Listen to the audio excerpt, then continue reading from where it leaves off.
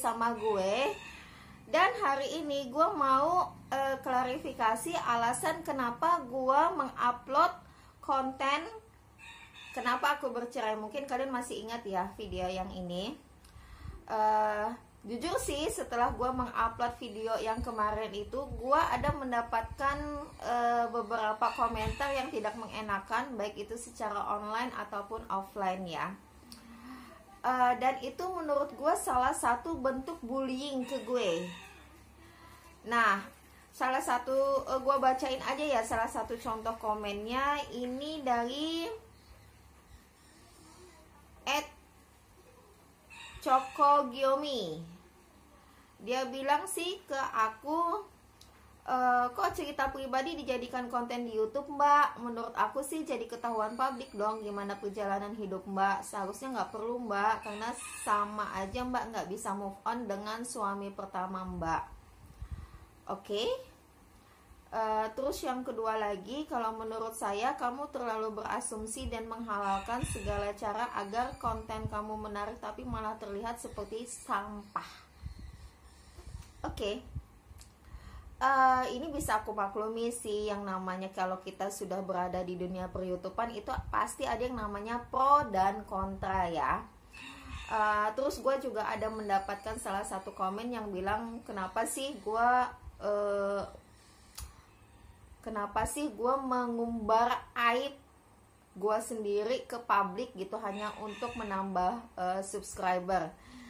Jadi begini loh mbak-mbak, mas-mas, sis, bro, dan apalah itu kalian semua ya. Pertama, menurut gua perceraian bukanlah sebuah aib, dan itu adalah sebuah keputusan dalam bagian perjalanan hidup gue. Gua korban dan gua bukan pelakor guys. Jadi buat gue itu bukanlah suatu aib ya.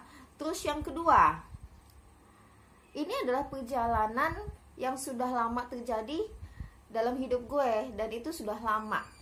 Jadi menurut gue nggak apa-apa juga kalau gue upload, ya itu haknya gue juga kan, dan gue tidak merugikan siapapun. Tapi kalau misalnya ada yang merasa tersindir, ya itu derita lo.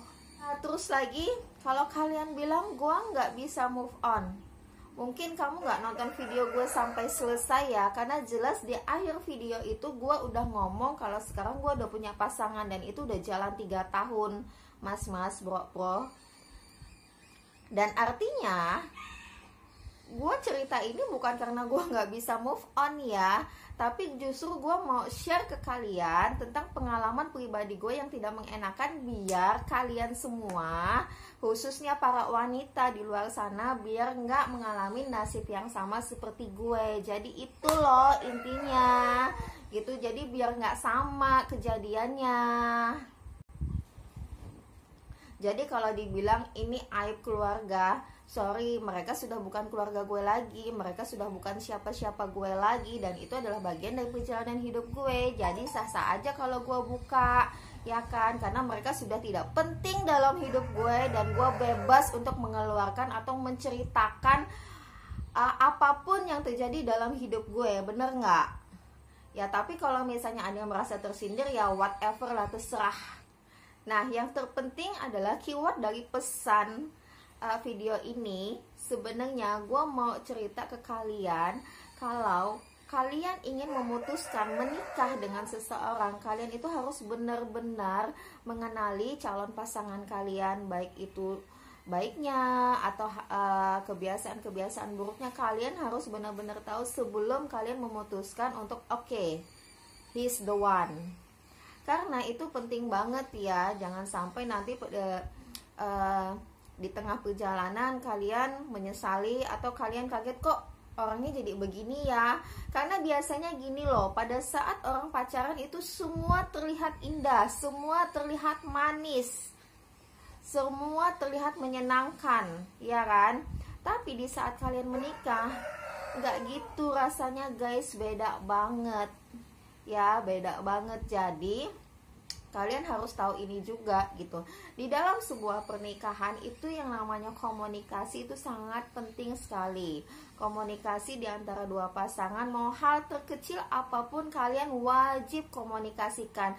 Kebiasaan buruk apapun yang kalian punya, kalian wajib ceritakan.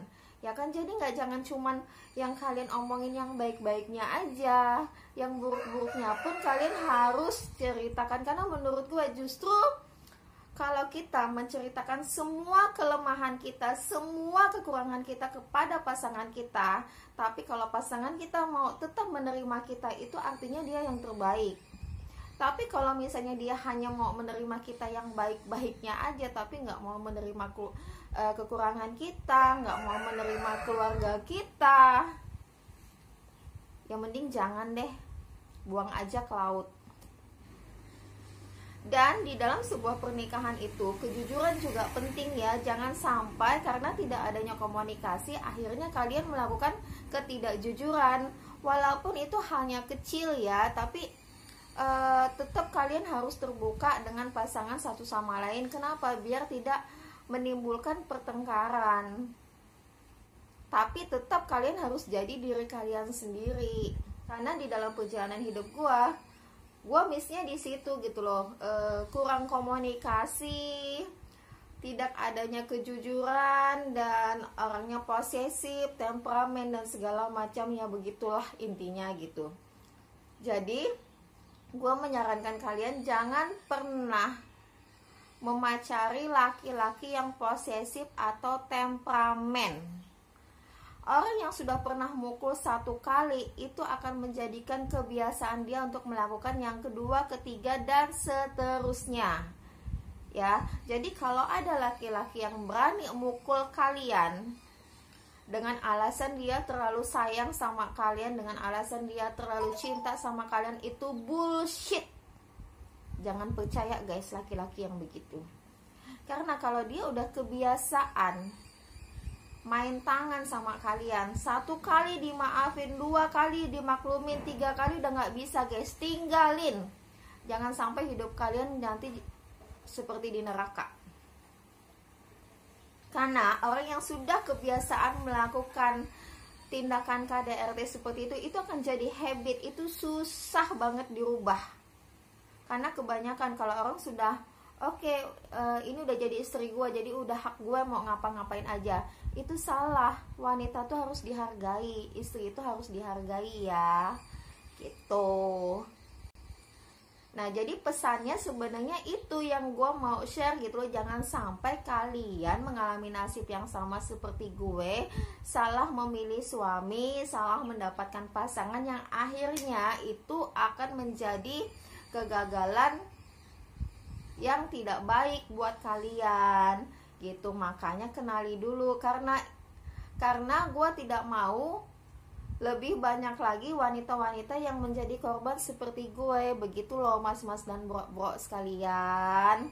Jadi biar kalian bisa dipahami, jangan sampai kalian gagal paham tentang video gue, ya kan. Jadi jangan seenaknya dewe ngebullying orang ya, itu ndak boleh gitu.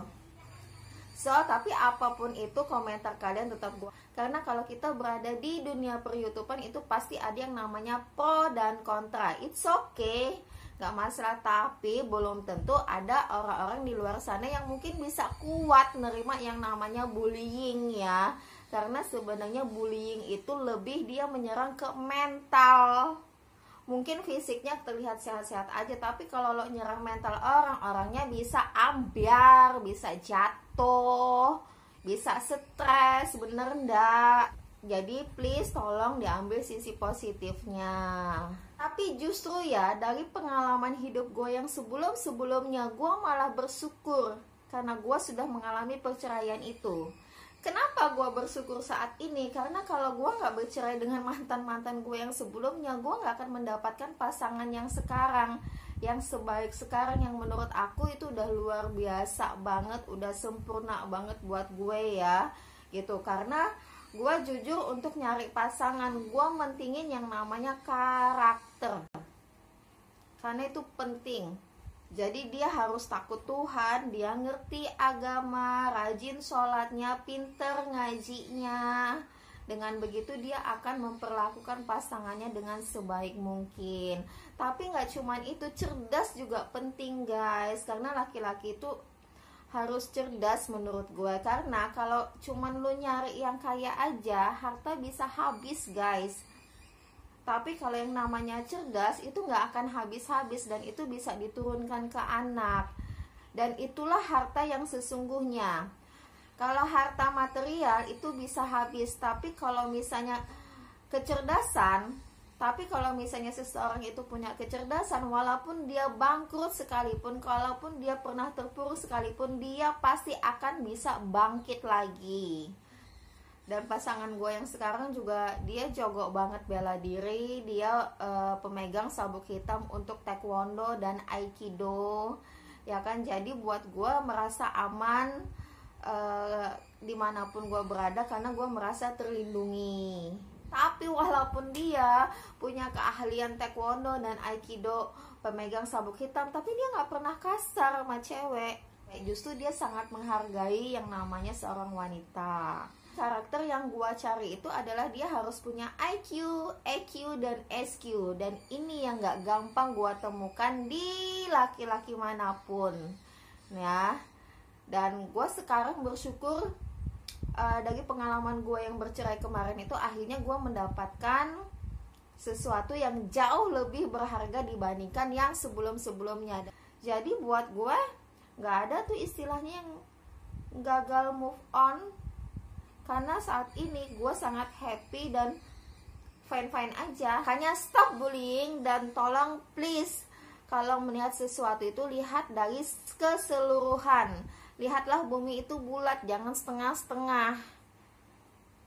Jadi jangan hanya melihat sisi satu sisi aja, tapi lihatlah semua sisinya. Dan ambillah sisi yang positifnya, jangan cuma negatifnya doang. So buat kalian jangan lupa like, comment, share, and subscribe this video. Dan jangan lupa juga follow IG aku @jihan_rahmiati ya. Dan sampai jumpa di konten-konten aku selanjutnya. Bye bye.